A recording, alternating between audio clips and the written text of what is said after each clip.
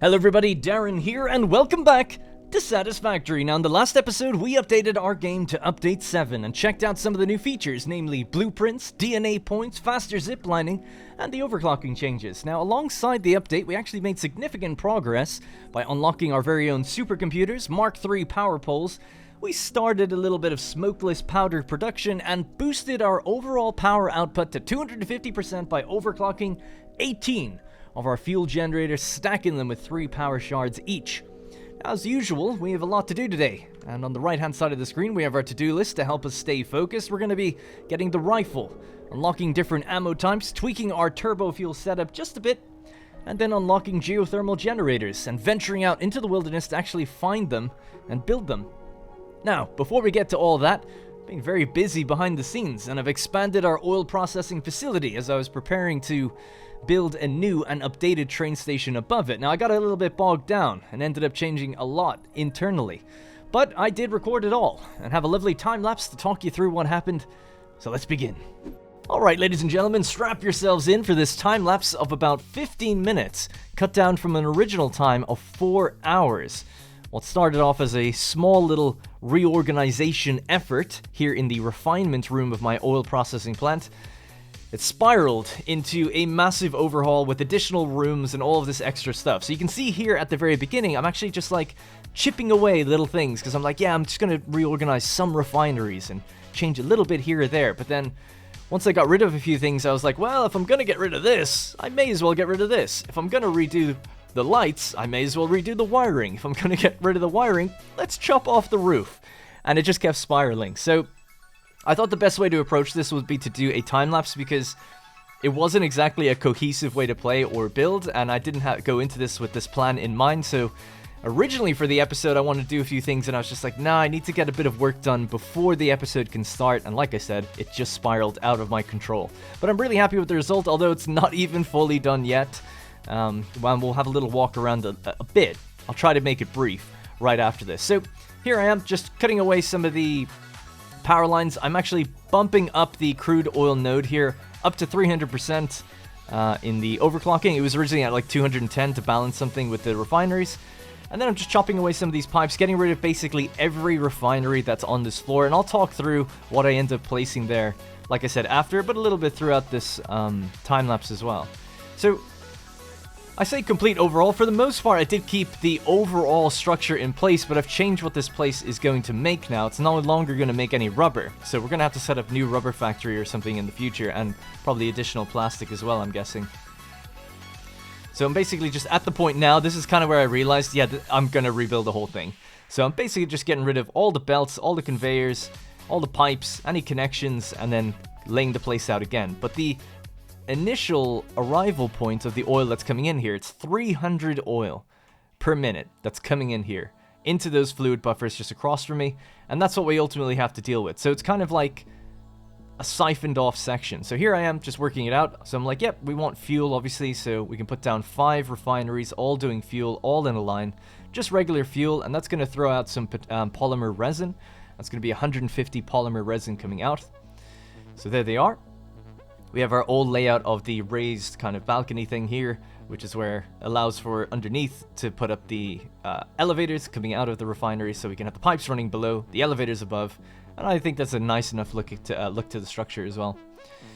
Alright, so I'm just going to be talking through this as it's happening, so I actually don't even know what's coming up right now, but you can just see I'm putting the elevator things in. So we have this new gap over on the left, and I decided to cut that out and move the water over there, and then feed the water across. So I was trying to compress in the amount of space I had as well, a little bit.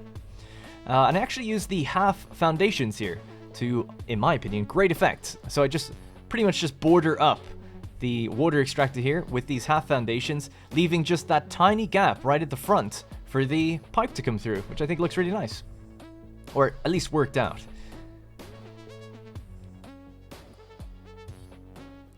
So I'll be making multiple cuts throughout this time-lapse. That took like, I don't know, 12 different placements before I got the placement I was happy with. So I've just made little cuts here and there to make it seem like things went smoother or quicker, just for brevity, really. Another thing was like placing down the mergers and splitters. You want to do that first and then attach the elevators onto it, right? So the old place where I had the water extractor, I'm just filling that back in now. So that's all good. Getting rid of all the fencing. I've changed all the fencing or the railing to the modern rail. So gotten rid of the industrial rail. And I'll be painting that a bit later as well. So just attaching everything here using a Mark III belt because that's all it needs on the kind of main bus. And then they feed in with just the regular Mark I elevators that carry 60 per minute. So the left side has the fuel. This right side now has to deal with the polymer resin. And at first when I was building it, I was thinking, yeah, I'll make something to do with rubber. Oh, this was so annoying when I realized I was like offset. But eventually got it working. But yeah, I ultimately decided, no, I'm just going to go with plastic. So this entire floor now just makes plastic and fuel. That's all it does. And it balances out the heavy oil residue, and it balances out the polymer resin as well. I don't think I actually created any overflow. I'm not sure. Oh, no, I did. Yeah, the original overflow that's in the sorting room that deals with polymer resin, should it get onto the belts and make its way out, it gets handled in there and gets awesome sunk, if you want to call it that. So this is the original plastic line. So when I decided that everything was going to be plastic, the 20 refineries I have doing plastic, I decided to reorganize where their belts were going and send their belt over to the other ones, and that way they can all merge onto the same line. So I think it's going to be 450 plastic in total. So 400 in these machines, and then 50 coming from the 3 refineries that are taking in polymer resin. I think one of them has to be underclocked. Again, we'll talk about it when we walk around the factory. That's just what I'm doing here. So these are the polymer resin ones. They got to be mixed with water, and they're facing water as well now, which is on the other side.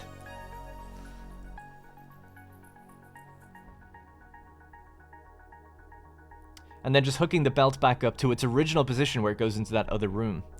So then I'm just adding in a few extra refineries. These are the ones that are now taking in the heavy oil residue. So the original 20 plastic refineries pump out a lot of heavy oil residue, I think 200. So they need to be handled as well. So we've got, I don't know, 4 refineries here that's going to be handling that. And some of them will be underclocked, I think, or maybe overclocked. We'll have to look at it later to just load balance that again. Just make sure we're consuming all 200 of that heavy oil residue. And they're just pumping out fuel. So the nice thing is that they're facing right across from where the fuel the other ones produce fuel. So it's nice that they, you know, right next to each other, essentially they feed onto the same pipe. The pipe is able to handle it. At first, actually, I only had a pipe of 300, but we're producing about 450 fuel now, so it needed obviously a Mark II pipe to take care of that. It can take 600. So this is the heavy oil residue pipe, just kind of bringing it out towards those refineries that are facing us there. And I kept ending up with a bunch of gaps between these foundations, so they're perfect places to put down these big industrial fluid buffers, just that can buy some time if there's ever an issue. So this is where I ended up deciding to pick another one. Yeah, right there. So that's one of our heavy oil residue buffers.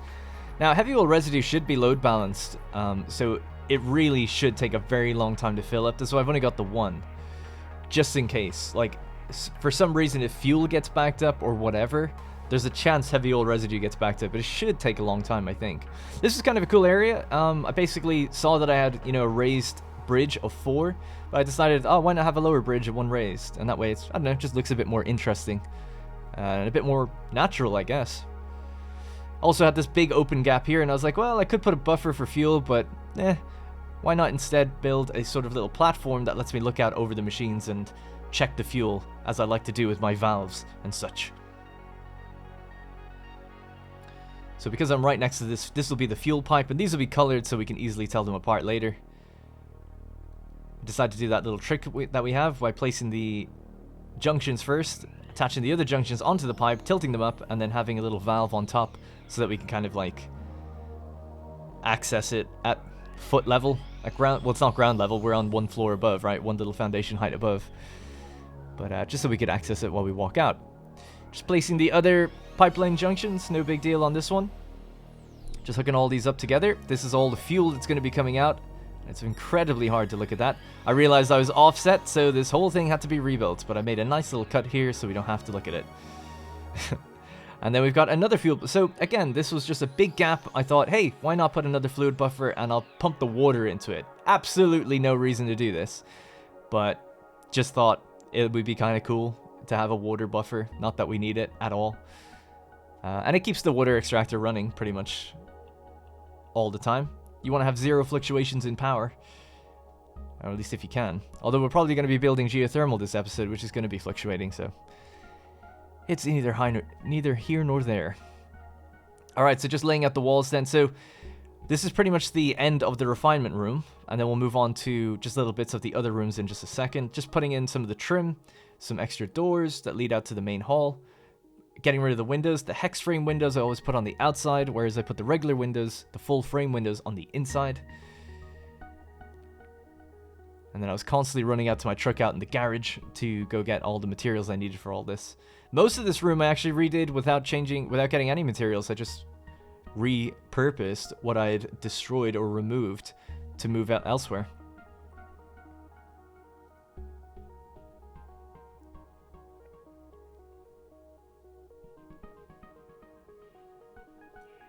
Alright, there we go. Windows in place. I think I actually ended up changing those because they weren't even.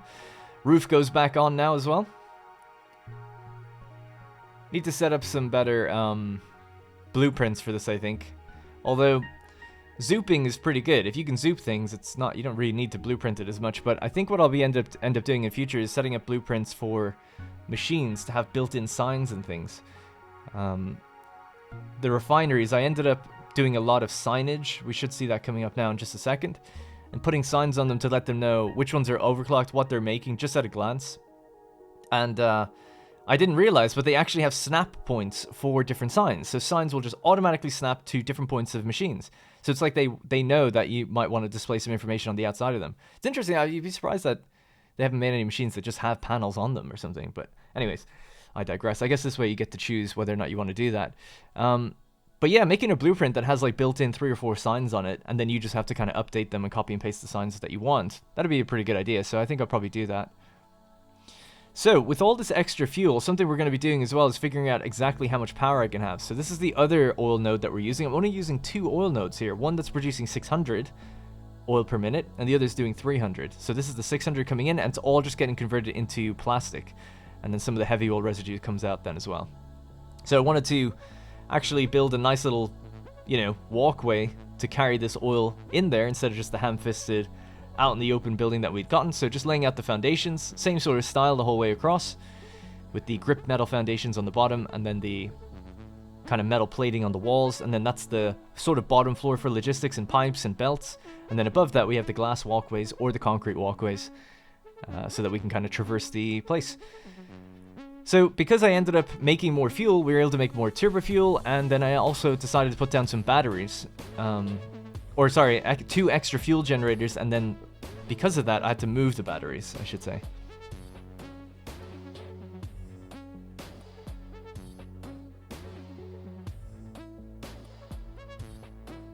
Yeah, so this room needed to be updated as well, because it just hasn't gotten anything. So I'm just dragging back out the pipe to connect it back to the oil extractor, rebuilding it here. Mark II pipe, trying to make it go in at a nice right angle. And then just hook it back up to power lazily, although I fixed that now. That was just to get it pumping again. Fill it with the overclockers. Alright, so that's a nice, neater pipeline. So this is where I was messing with the signs. So I'm not entirely sold with how I've done this. I feel like I've watched not watched videos, I've seen people on Reddit and screenshots where they make amazing signs that look really, really good. I don't even know how they're doing. If they put a combination of different signs together, and then, I don't know, it just looks really good. Like, it looks like a proper factory. So for me, I've just gone with pretty simple signs that are attaching to the, like I said, snapping to the refineries, and then just putting a picture of what they make on top of it, and then just listing below which ones are overclocked and which aren't. So if it says 100%, obviously they're just working normally. If it has any other number, then it means they're reduced or increased. But I'm pretty happy with that. That looks pretty good at a glance, because now I can just find the one that I've done. Because often I'll say like, oh, it's the one on the end, but I don't know which end. So it's good. It's much easier just to find it really quickly, and to know which groups do what at a glance. So this is just me again getting rid of all the industrial railing. It's such a pain to get rid of. The modern railing has a great collision box where you can just look at it and get rid of it, but the industrial railing, you like look through it. So it's kind of annoying. You have to really be meticulous with getting right on the bar.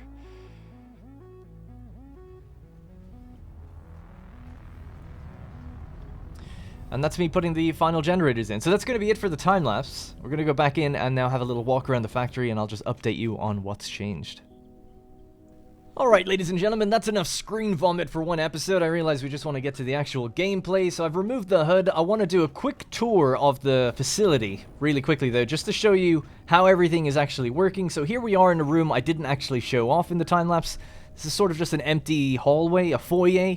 I've called it the control room on the signs, because it does actually have a few light switches, but I do not plan on doing the sort of big layout of loads of power breakers all controlling different rooms. That would be nice, but I think you really have to invest in doing that at the beginning of your factory, not at the end.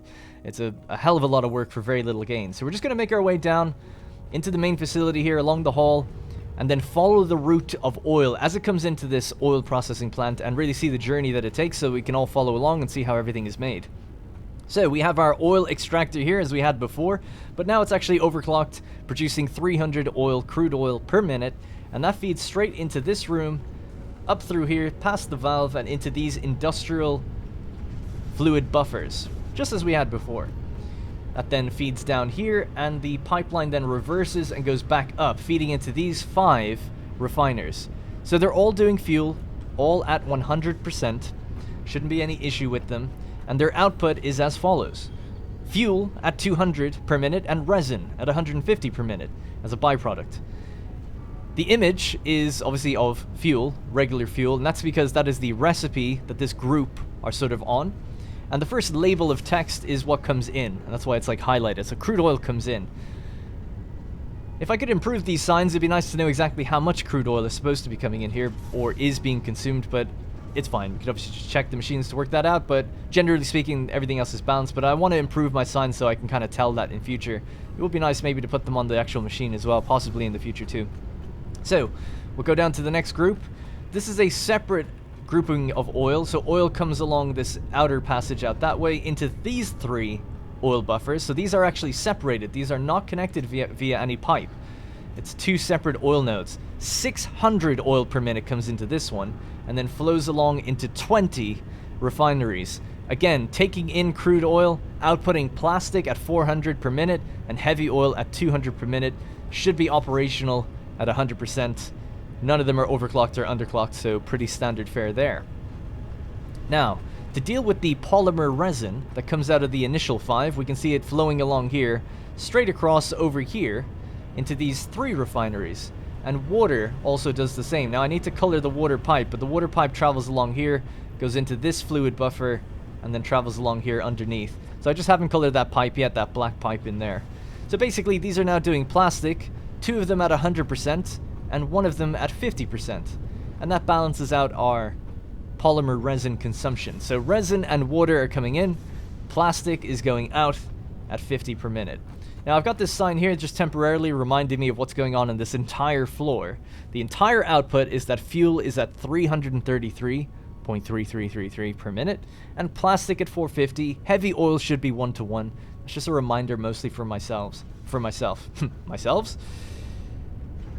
So there's the polymer resin actually goes out through an overflow smart splitter here, but I realized that this isn't actually working as intended because it never gets backed up. Instead, it's actually just being split and coming out anyway.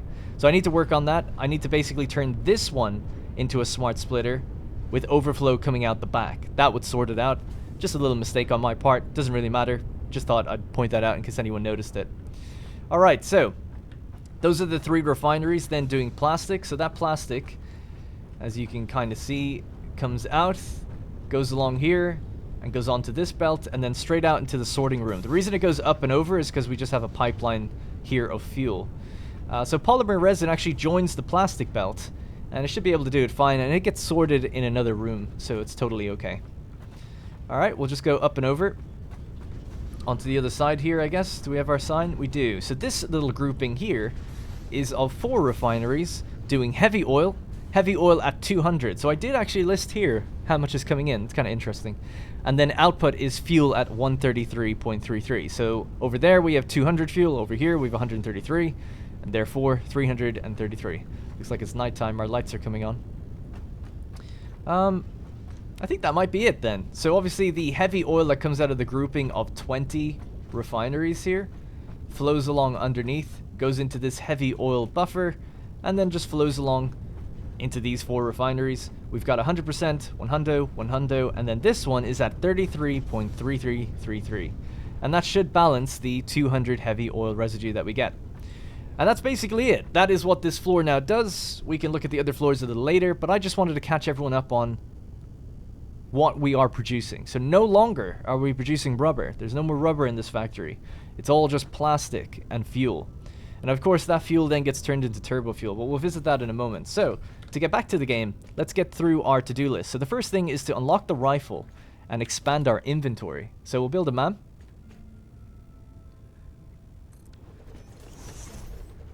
We'll go down to the sulfur chain, and we have the rifle. So obviously that spider kicked my ass a couple episodes ago, and I want to go back out there and teach it a lesson.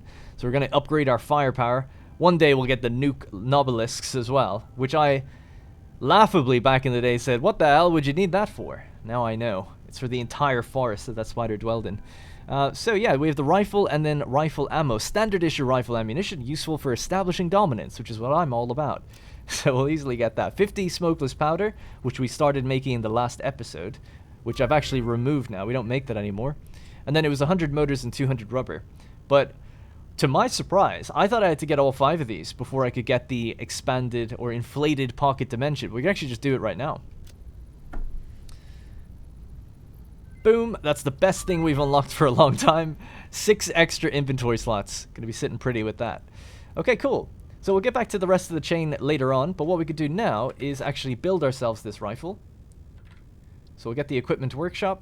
Just pop one down here. And then we have the rifle. There it is. So 2 motors, 10 rubber, 25 steel pipe, and 250 screws. Gives us 1 rifle. It doesn't degrade. I guess it's just if you ever wanted to make them for your friends, you might want to make them again. Or I guess if you died and you couldn't get to your body somehow.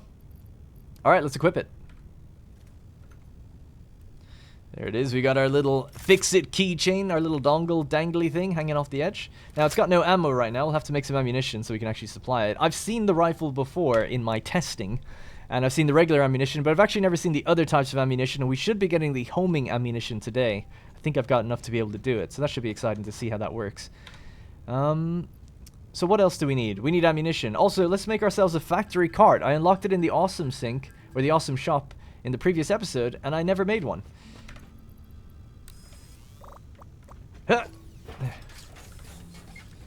It's fucking awesome.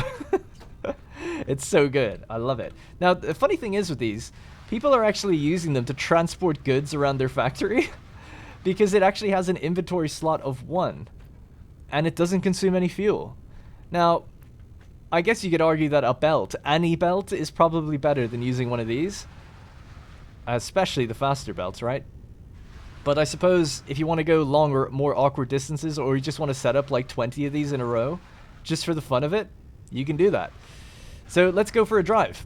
We're going to head down towards... Actually, before I do, let's set up smokeless powder. We need to make some ammunition, so let's get that on the go, and then we'll have a look at other parts of the factory. So what I was thinking of doing is just setting it up right here. So what we need for ammunition is the assembler. So just back it up about here-ish.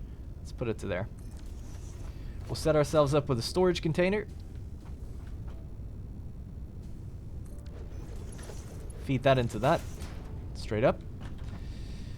This is now going to make rifle ammo. So rifle ammo requires copper sheeting and smokeless powder. So we'll just fill both of those in. Let's just stack this up here and connect this to power over there. Hard to see, but there it is. So we're now powered on. We're now making rifle ammo. We'll check that in just a second. Just need to grab some more copper sheeting. Now that we've expanded inventory, should be easier. I feel like I'm very slow. Maybe I'm just used to being in that factory cart already. Okay, so we're making ammunition. That's all well and good, but we need more smokeless powder because we're going to need a bunch of ammunition. So to do that, we're going to have to set up that refinery again that we had before. That was sort of like a temporary refinery. And this will be temporary as well. I'm just going to set one up right there. We'll feed this belt into here. We'll set up another box, a storage container, aiming the opposite way. Feed that into this side. So that's going to be copper sheets. Yeah, so let's load this up with copper sheets. Okay, Okay, so they can make their way in, and this will be producing smokeless powder. So smokeless powder requires black powder, which we have a little bit in storage actually here. I'll just put up another box here. Feed that into there. Just gonna have to run and get myself the black powder. I think I've got some in a little storage container here. Yeah, I've got 400. Not much, but it'll do. Right, so we'll put all of our powder in there, so I can just flow along nice and slow. Into here, we'll power this on. Okay, so that is now powered, and then we need to feed in heavy oil residue. So to do that, we have to grab some heavy oil from down here. And we'll just pull a pipe straight up and feed in. So I'm thinking of just pulling that pipe. Before I do, I want to make sure that I need to valve the industrial fluid buffer, because I never did. Just make sure that stuff doesn't slosh backwards. And we'll get this, we'll flick it, we'll change it from horizontal to vertical. So when I was messing around building this place again, I noticed a weird issue, and I think it's worth mentioning just for a moment. When I was on build mode auto, if I was to do this, sometimes, not all the time, but sometimes, the liquid wouldn't flow upwards properly. Now I know about height limits and head lift and all that, I know. This is all at the same level. This can definitely rise 10 meters from here, because it's at the same level that it comes in. But if you switch it to horizontal to vertical, it does work. So that was just like a little bug when I was playing around that I noticed. Or not a bug, or just some weird behavior that maybe it's to do with having like a steady incline. It doesn't seem to give the head lift properly. But this does, so we'll just build it like this. Just thought I'd mention it, because that actually got me stumped for quite a while. And when I just, all I did, didn't build any pumps, didn't wait for anything else. All I did was change it to a horizontal to vertical, and then it started feeding. Now, it might take a little while. These are all being consumed at the moment, so I might just turn these off for a bit. Slow down the fuel. It won't be a big deal, don't worry. So we'll just slow down that consumption of heavy oil residue. Heavy oil should start eventually flowing into here again. It will take a while. It's going to kind of slosh back and forth, but then it will fill up, and it'll eventually get it. So we'll just leave it doing its thing. We've set the recipe. It's getting its powder. This is still making regular rifle ammo, and then it'll start making a bit more once it gets more smokeless powder. So we'll just leave that in the background, and we'll check how much have we made already. Already made 192, and there they go. Flying in. So what we need to do now, so that's unlocking the rifle and our inventory. That's done. We need to expand turbo fuel. So really quickly, if we just remember, we've got 333 fuel as the output here. Much more than it was before. I don't remember exactly what it was before. But we have consumption, 333 divided by 20, I think it's 22.5 in each of the turbo fuel refineries. So we can have 14 machines, 0.81%. Right, so we could have 15 machines and one of them underclocked to 81%. What I'm going to do is build 14 and use the extra, whatever 81% of 22.5 is, use that extra 81% to make a packager that packages up regular fuel for my jetpack, because I'm getting kind of low on it now. So let's get to it. We'll just drive down. I think I've got everything for a refinery, just to make sure. Yep, I just need one more, and I should have enough for pipes and stuff too. Let's go. And then we can have a look at other bits of the factory while we're at it. In fact, let's take the slightly longer way around. We'll go out to the new area. So down here on the right, we'll come across this like new straight line area where I laid out all my batteries, actually. And I made them all colorful, just because I didn't know what else to do. So we've got power generation 1. So this place used to only have 8 generators, but now it's got 10. So I've added 2 along the bottom. And we can actually see that they're not getting their fuel. I'll have to check as to exactly why that is. Why is that? I'll check about that in a moment. It'll be fine. We're about to up our fuel production anyway, so that could be why. Actually, that's definitely why. Because I built the extra generators, but I didn't build the extra turbo fuel refineries. Alright, there's our oil extraction node doing 600, and that seems to be fine. These are all powered on. Yeah, it just needs another one. That's the only thing. Okay. So here we are. So we're going to have to get rid of this. Now I'm guessing that this is pretty full. Oh, it's depleting slowly. So we're just not making enough. And none of these are underclocked anymore. They're all the same. They're all 100%, I think. Yep. Cool, and they make 18.75 each. So we'll just have to keep track of that. So let's just get rid of this. Let's expand that. Expand that twice. Get rid of the buffer, get rid of the pipes. And we're just going to build one more of these. Oh, that's a bit of an issue. This should be a... like that. I'll have to fix that as well. There's so many things I have to fix. Alright, cool. Let's do this. I didn't actually need to get rid of that one. We'll just pop this junction back in here, and this junction... is that lined? Yep. In there. So we need a Mark II pipe carrying all this fuel, because it's more than 300. Only slightly, but it matters. And then we'll switch it to a pipeline Mark I as they feed into each machine. Okay. Just to keep consistency, we'll make it yellow. Keep that the regular color of our fuel. Alrighty. Then what we'll do is color this. That's gold already. Crimson. Yep, yep, yep. Alright.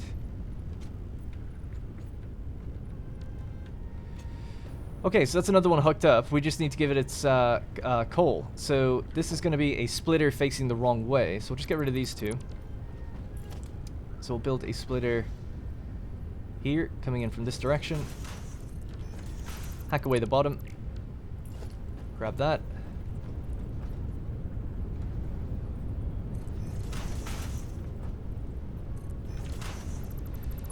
Alright, cool. So we'll grab our Mark IV belts, feed that one back in the way it was before, feed this back in the way it was before, or technically not, actually, a new way.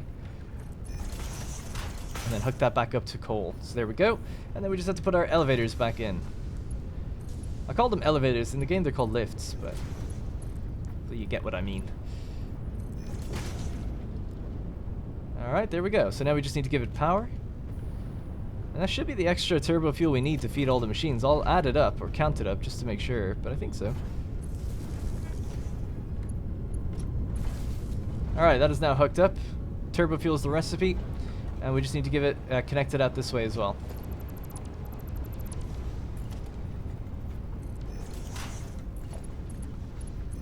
Now I wonder, did I need a Mark II pipe on this side? I don't think I'm making more than 300 turbo fuel, but maybe. Again, I guess, why not just have a little buffer, fluid buffer just to check on things?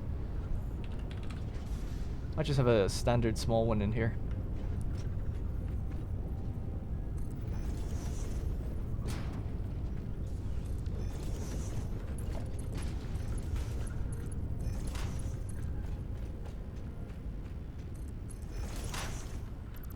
Alright, hack away that turbo fuel line there and connect it to this one. It's not straight. It's quite straight. Let's just do that.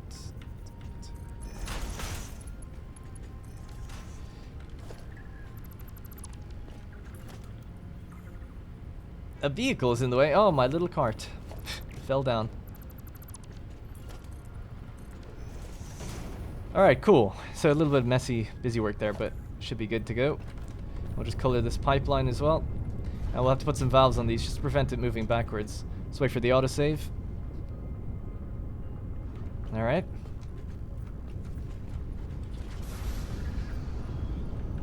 Good.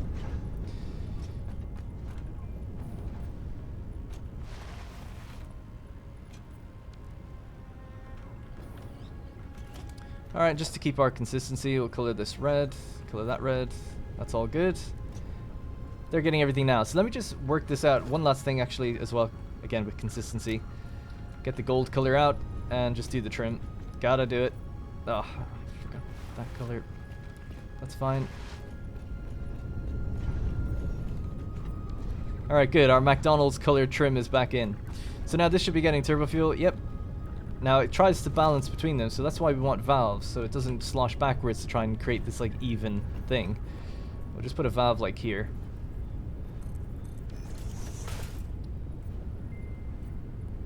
God damn it, it colored everything but the thing I wanted.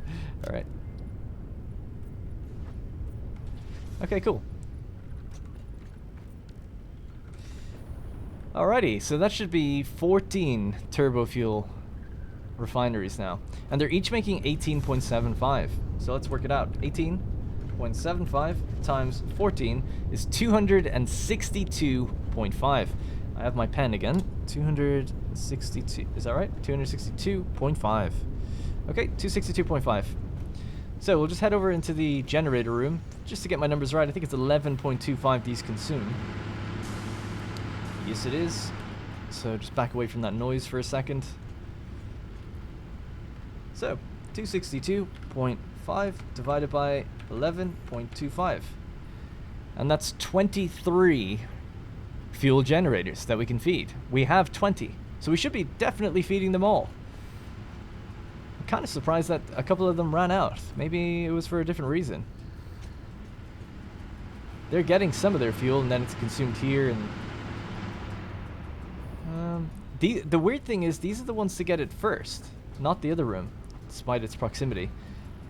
The turbo fuel, let's just follow it for a second. Yeah, the turbo fuel flows all the way along here and then goes into this wall.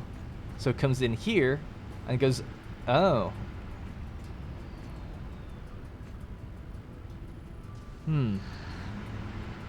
So some of it should go up and some of it should go that way. This pipe is full.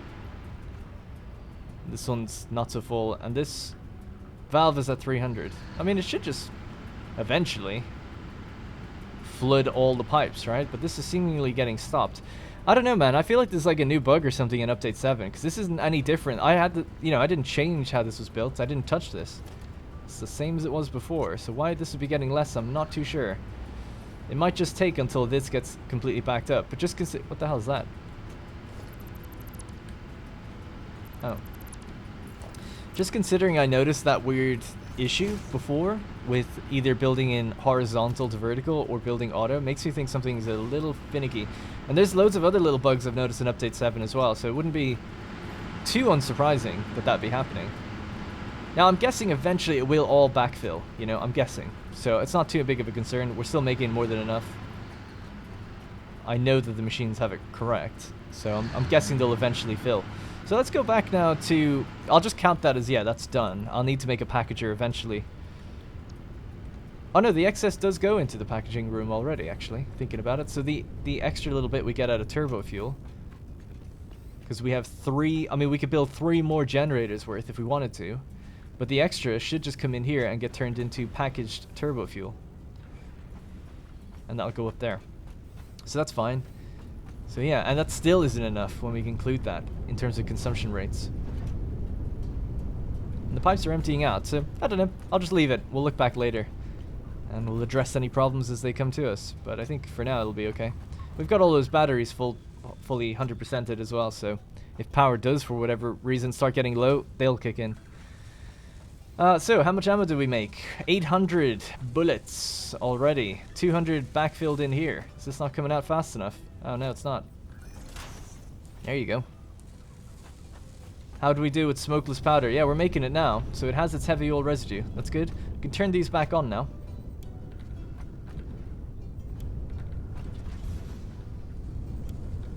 Interestingly, they still had fuel in them. But they're back online. Yeah, and this is super full up now. But it should get drained, because now we're consuming more than 200. We're consuming 210. So it should slowly empty out over time. So I might just leave this here for a bit. So let's take the ammo and mess around for a second. So that's as much as I can take on. So what we need to do now is unlock geothermal power and the new types of ammo. So in the Caterium chain, the last 2 things to get, geothermal generator unlocks the scannable resource, a geyser, or a geyser. I'm gonna say geyser because geyser is like that English term for, what is it, like well, it's just like a guy, isn't it? A person, but kind of, I almost associate it with like a petty criminal or a geezer, something like that. All right, so yeah, we'll be able to scan for it. So that was actually news to me when I first saw this, because I was like, oh, I thought the water that we found on the map in loads of different places. I found water out by quartz. I found water here. Just these cracks in the ground that are spewing out water. When you look at it, it says water. I just assumed that's where geothermal power goes, but apparently not. It has to go specifically on geysers. And they are not the same thing. So let's go research it. So 50 heavy modular frame supercomputers and 300 Ruber. Alright. Done. Next up is the bullet guidance system. So unlike our regular ammo here, which does damage 2 out of 5, this does damage 3 out of 5, and it says that the guidance system, which is built into the ammunition, allows it to accurately hit any target within the reticle area. Especially useful when dealing with agile threats, or for pioneers who can't be bothered to aim properly. Well, that's me. So let's get it. 10 high-speed connectors. So I've never got this before, I've never seen them before. We'll see what it takes to make it. I'm guessing it takes high-speed connectors to make the ammo as well. But that's done. That's the Caterium chain now 100%. And when we go out to find this, hopefully we'll get some hard drives as well. So in Mycelia, we've only got one thing left. Gas Nobelisks, which I guess slowly damage enemies over time. We need more Mycelia. I don't have any back at the base. And then there's just a few things in here, but we're going to need, like, what is this? Nuclear waste or something. Encased uranium cells. Don't even talk to me with stuff like that. 100 smokeless powder. We could get cluster Nobelisks. We could easily get that. And this needs aluminum casing, so we haven't got there yet. So there's a couple things still left to go. We're close to getting everything. So let's take out our rifle. Do we still have it equipped? Actually, no.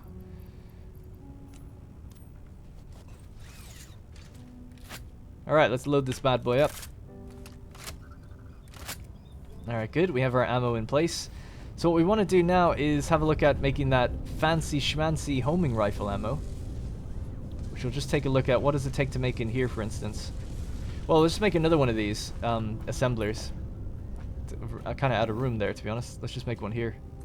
We'll just feed it manually. So what does it need? Homing rifle ammo needs high-speed connectors and regular ammo. So we can stack 500 in there, 90 in there, and just hook this up to power. Just cheat and bring it through the wall. And now we're making bullet guided or homing rifle ammo. Sweet. Now I've actually got no more overclocking as well. No more power shards. I'm really running low. We got to go out exploring. But I wanted to make just a little bit before we actually head out, so we can test out both ammo types. Take as much ammo as we can with us. I have some pale berries for healing. I might just put away some stuff that's in my inventory right now, so don't need that. Don't need that. Might need that. So let's just see. So geothermal generators. So we want to build 2. These are crazy, by the way. I had to read about them before getting into this because a bunch of people were telling me in the comments like, oh, you know, it's not really worth it. They're a pain in the ass. Something I just did not know is that power fluctuates, which is so bizarre. So 50 to 150 megawatts on an impure node. Oh yeah, by the way, we need to scan. Now I know that there's nodes somewhere up in the center of the map, and I don't think there's any in the south at all. So we'll just have to wait for it to kind of uncover where we're going to go. So what was I looking at? Yeah, so the actual information about it. Well, I suppose we'll have to look. Oh, that's closer than I thought. That's actually within the radius of the first radio tower. Or radar tower. So we could actually power that on, and then we could see everything in here. It's powered off at the moment. There's the other one there. Yeah, I was thinking. I don't know what this is, by the way. Little patch of something is just being like uncovered somehow. So we have a pure node, a normal node, and a pure node. Oh, that's kind of interesting actually, because I'm just gonna put a marker down so I don't forget. It was there, wasn't it? From my reading about these, we'll talk about a bit more when we get to it. So these require high-speed connectors actually, so I might just take some of these out.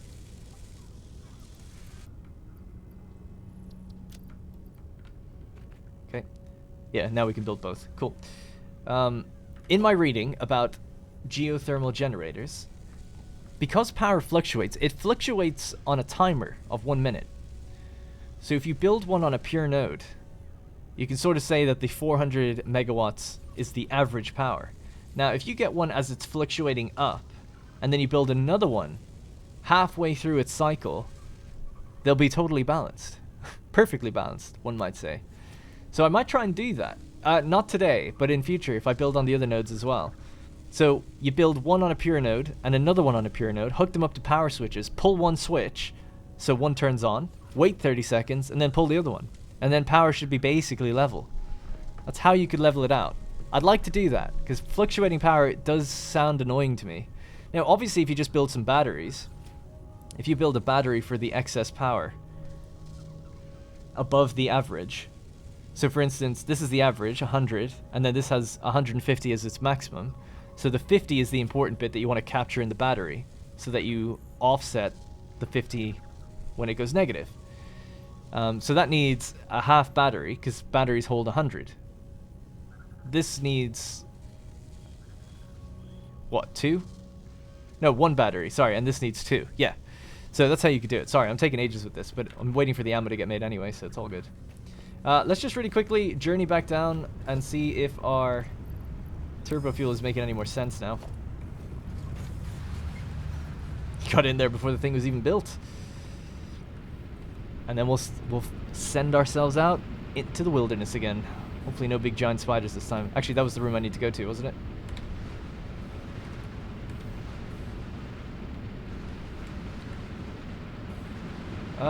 Yeah, it's kind of working, actually. Only 2 or 3 of them don't have power now. What the hell's up with this? That noise, it's so loud. Yeah, it's definitely bugged out as well. It's like the noises have kicked in all at the same time or something. Alright, good. Well, at least power is flooding the... or turbo fuel is flooding the pipes properly again. Alright, we'll just make our way back out, and I really need to put a doorway there probably as well. This thing is awesome. It's so tiny. I really need bigger gateways and doorways. Or I just need to get better at driving. It's got an insane grip when it's on foundations, but it's got like no grip at all if it's on the regular ground, I think.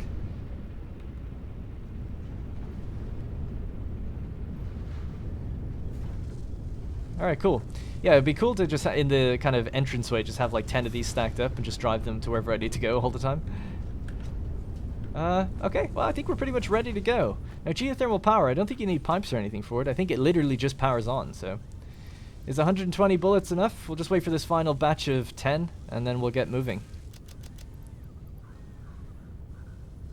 Oh my god, go any slower. There we go. Alright, I guess we could just take this now with us, because we might need more. And then we'll get shooting. So, I think if you hold reload... Yeah. You can swap ammo types. Oh my god, yeah, the reticle is like way bigger. It's also kind of low. Oh no, it loaded in. I was going to say it was kind of pixelated. I'll just leave that here for now. Alright, let's go back to regular ammo first, and we can kind of test things out. So I've got enough for the rubber. I tell you what I want, actually, really quickly, is... Yeah, I want some more iron bars. And some iron sheeting, because I want to be building a lot of scaffolding and some steel. And maybe a bit of concrete and glass. And that way we should be able to make the place look somewhat nice. Alright, out we go. So we're going to venture north. We marked somewhere up over there. So I'm going to set up power, and then I'll probably run back to the radar tower, hook it up to power, and then run back down here. People have asked me where I'm planning on building the Hyperforge, if I get to it. Basically, up and around here is where I plan on doing it. Because it's big, flat terrain. So let's get moving.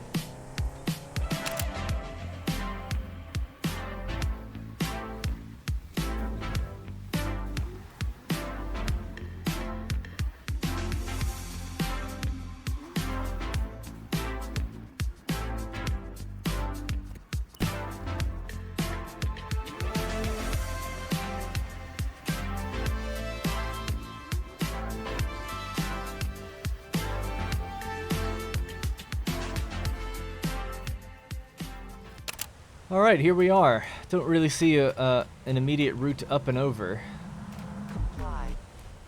So I decided just to jump out. We've got our first enemies. Let's test this gun out. 1, 2, 3, 4. Am I hitting him? 5? 6? He's dead. I think he just drowned himself. Okay, we're just gonna basically jetpack up there. I think that's roughly where I have to go.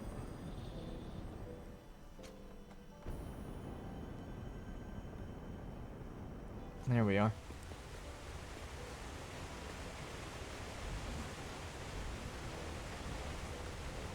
I've actually been playing a little bit of Call of Duty Modern Warfare 2 Warzone 2.0. I never played Warzone, the first one.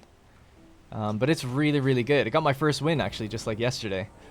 I know, I haven't played that many games.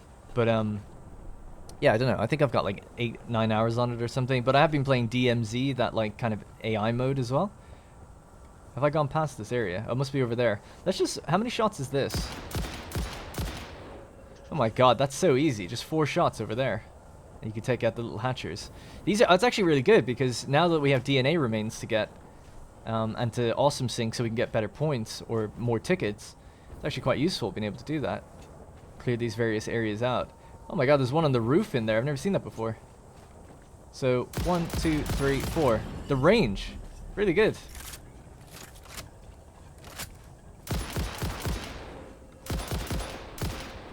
Oh my god, it's almost too easy. Oop. But yeah, I got my first win in solos. Felt pretty good.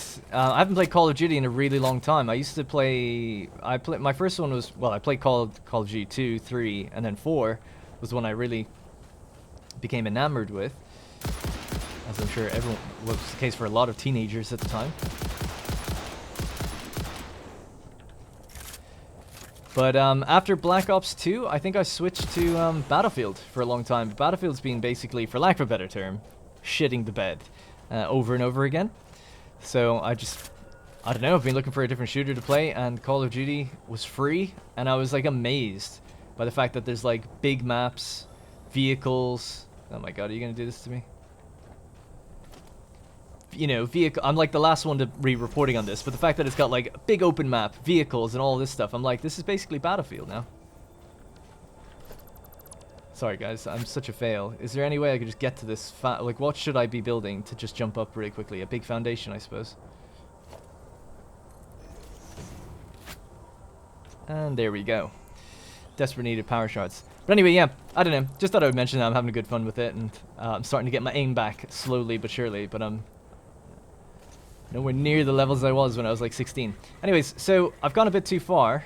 Let's just switch now to homing ammo and test out the differences. And we'll jump back up to where these geysers are.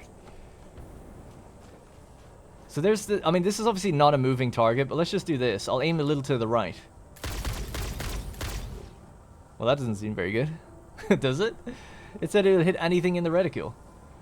Let's let the little things fly out and see what happens. Oh yeah. That makes more sense, eh?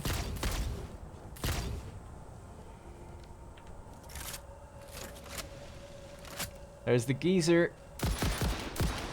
I'm just gonna say it differently every time now, just to annoy people. Alright. Dump. So how many, what did we just get? We got 6 remains, and then a blue power slug. So let's get building. The area looks pretty clear to me. So we can do this kind of quickly. Is that one? That's another one over there. These are the 2 together, is it? Let's just scan again to be sure. Seems like it. This is a normal node, and this one is a pure node. Okay. Well, let's get started. So, geothermal generator. Needs to be placed on a resource node. Have I not just done that? There we go. Cool. Yeah, okay, let's put some foundations down first, actually, and then we can work from there.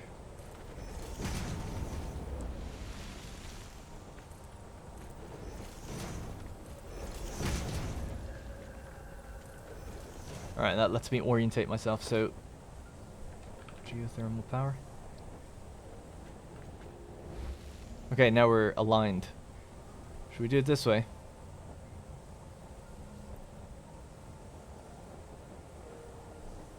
I don't know, kind of sideways is kind of cool.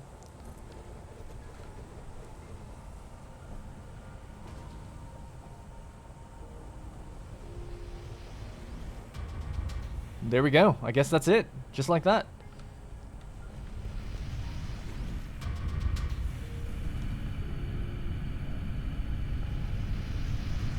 The cycle begins. So obviously we're not hooked up to any main grid at the moment. Oh, I didn't even see that over there.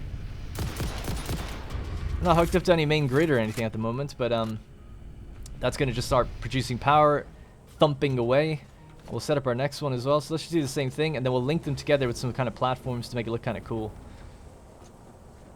Does this need to go lower? I don't think it should be that high. Yeah, something like that seems good.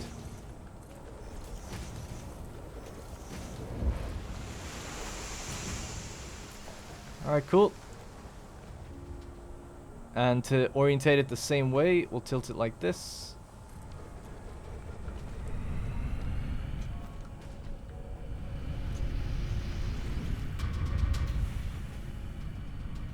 So this one can go up to, what, 600 or something, it said. Yeah. 600 megawatts of power, not bad. I mean, obviously the average is like, what, 400? And this average is like 300 or something? Or 200, right? Yeah, it must be. Okay, cool. So, in order to make this look somewhat decent, I mean, it's nice to sit on the outside, I guess, but I was thinking that it could look cool if we were to put just the kind of, these things, the catwalks and ramps and things around it. So it's not going to look like amazing or anything, but it should look a little bit better. Well, if I could get that raised a bit, that'd be nice. So start it here, and hopefully it still works. Yeah, something like that, and then we can just join on whatever catwalk here, it doesn't matter. Something like that. Now that gives us our anchor point to use now from now on. So I'm just going to turn this off because it's going to be very noisy. While it thumps away. Yeah, I'm going to clear all the concrete now. I don't need it, I don't think.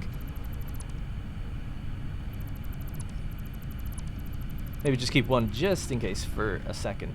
And then just expand this out.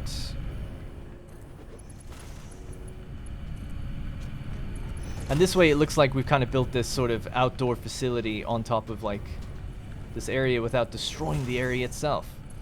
Oh, I should have checked if I had the room for batteries, because I would like to build some batteries up here too. Alright, we don't need that. We can just snap onto this if we need to, right?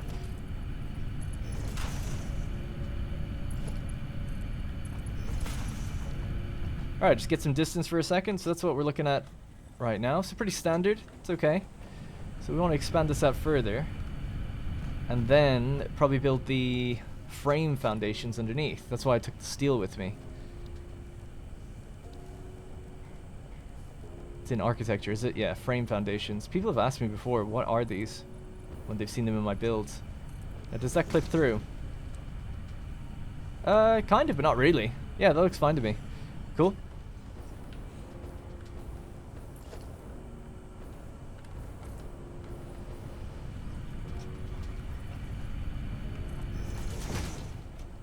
Yeah, it looks good. And that way it looks like, you know, it's been built around the terrain rather than we just put concrete all over this, which wouldn't really make any sense for how that would still function, I suppose. So it's a little bit better, and then we could just do that.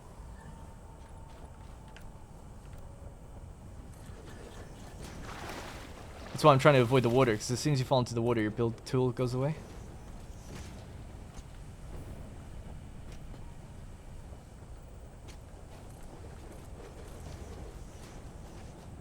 Okay, looking a little bit better. We're not done yet. Then we need to get this. Oh my god. These things. Change it with E to the side rail. Zoop. Zoop it out like that.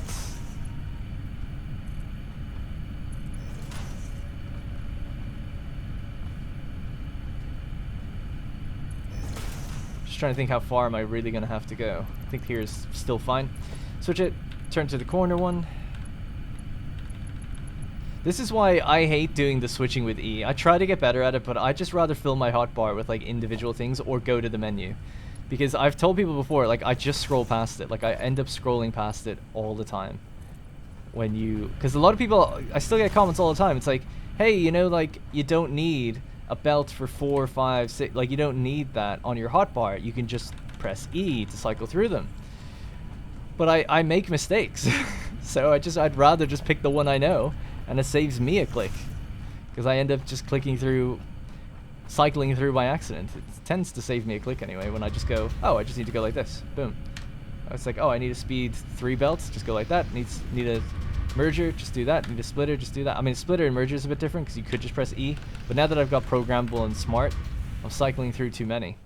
Anyway, just thought I would give you some of my logic. I'm not saying I'm right. Just saying for me and how bad I am. It's what I like to do. Alright, so we need to join this walkway up with that one. So, I guess we will grab a corner piece, like so, and have this just go off down that way. And we could use ramps and stuff to get to that height. I don't know if we can get to that height perfectly or not.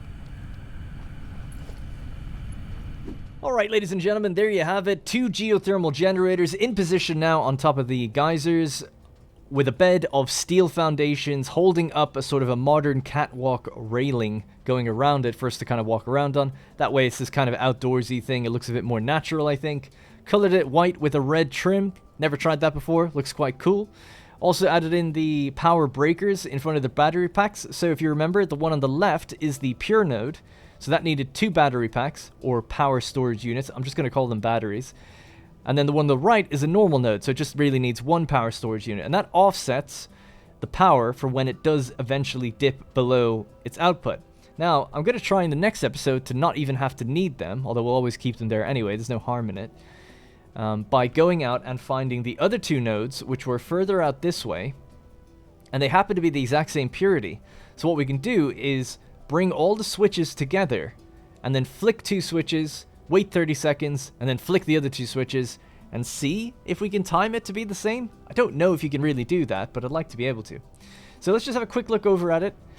I know I built again off camera, but the reason for that was building on water was such a pain. Every time I took out my build gun to go build something, and then I was trying to get these foundations to line up, I'd step in the water, and it would take away my build gun. So it was just a really messy thing, and I was trying to put foundations down, and then it wasn't the right height, all these problems. So I really did try to save you the bother of that. And just to show you, 30 minutes have gone by since I actually hooked these up initially. So it's been a while. I've been messing around here for quite a bit. Not only that, but I actually ran all the way back to the power facility to drag power out here because I didn't have any quick wire to build the power switches. So this power switch is sort of like a temporary switch. This is where we'd have to build some sort of centralized area where there's 4 breakers. But for now, we can just keep it here. It's not really a big deal. So we have the geothermal generator feeding into this power pole. This power pole feeds into the 2 batteries, but it also feeds into the switch. So the switch is on the B side, so that means it's not part of the main network. The main network is always the A side for me. So the A side goes back out to the mains. The switch is down, well, it's up at the moment, which means it's not active, okay? So basically this is just isolated to here now. So it's just filling the batteries and it's not doing anything else. I don't want it to be part of mains because it's going to fluctuate my power. We could do it just to have a look at it. You can see it rising and falling there. And I'll just do the same for this one. This is the exact same setup on this side, just with the 1 battery instead. It's kind of misleading that this is in front of the battery. It's got nothing to do with it, really. It's just, it's toggling on whether or not this reaches the mains or not. That's what it's doing. The battery... Well, it's actually toggling on whether the battery reaches mains or not as well, actually, thinking about it. Anyways, so our production, you can actually see the production is just rising, rising, rising, and then it's going to come down. So to avoid that rising and falling, I'll probably keep these off. And that's generally the idea behind it. Otherwise, it won't fluctuate much on the graph, but I just don't like it changing at all. It's not good. Not good for the OCD brain. I really don't like the fact that consumption changes so much. I mean, that would be the ultimate way to play the game, is to balance everything so it's just a straight line. But that's kind of tricky to do, because machines do just get backed up a little bit, even if you have them on 1-to-1. So, I was thinking here at the end, we could go into the cave. I saw some spiders down there.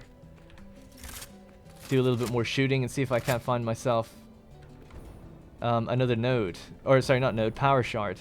There was, actually, I did notice, yeah, there's SAM ore there, but there's also boulders over there. So I might see where that leads. There's a spider. Oh my god. Pretty easy, right? 3 dead. I think it's just those 3.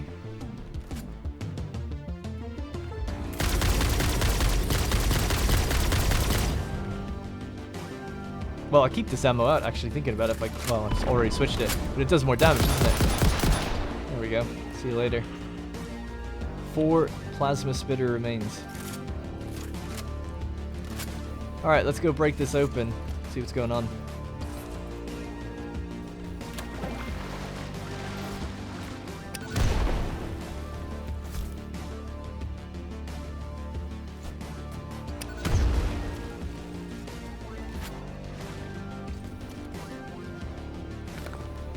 Can't stand here, sorry. There we go. Just bring my health back up a little bit, and then we'll just venture into the cave.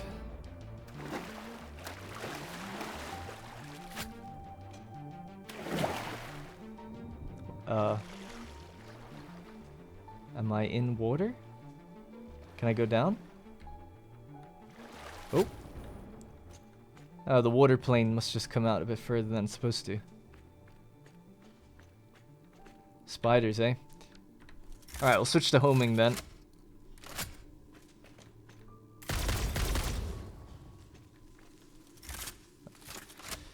Oh no, they're looking at their friend. They're like, what happened to Jerry? I don't know, man. He just fell over.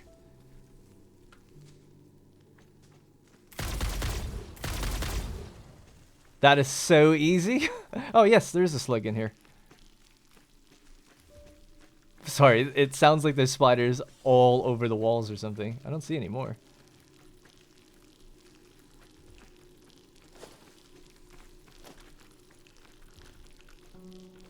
Alright, let's just get the hell out of here.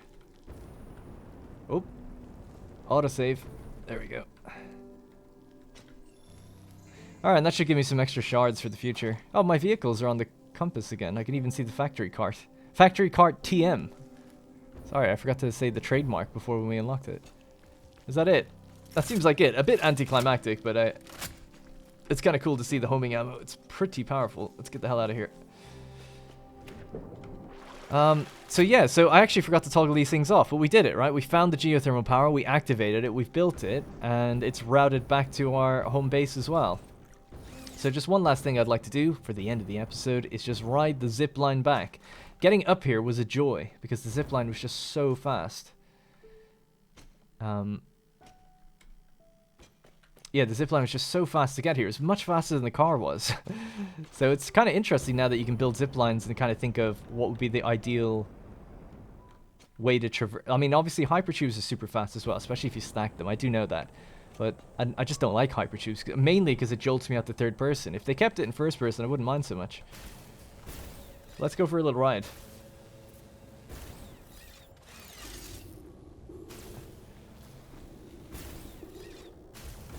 But it would be good to just hook up that radar tower as well if we could.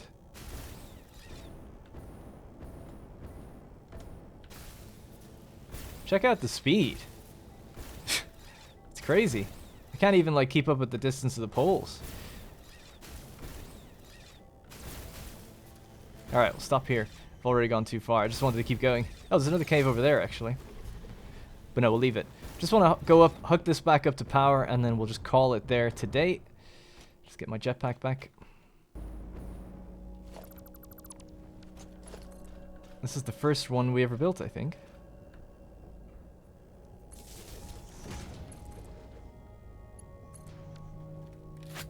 Alright, it's back online.